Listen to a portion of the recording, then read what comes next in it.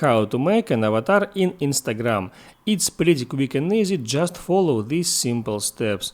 So, first you're gonna do is open up Instagram application and get in your profile page. Next, you need to tap on these three lines icon to call this menu. Here I look for settings, is first. Next I look for account, and here I look for avatar. Here is it. I tap on it.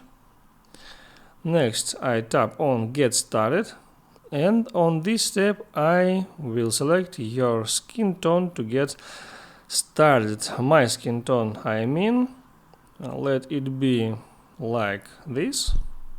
Next. And here I can select all the parameters I want, like hairstyle, like face marketing, like eye shape, and whatever I want.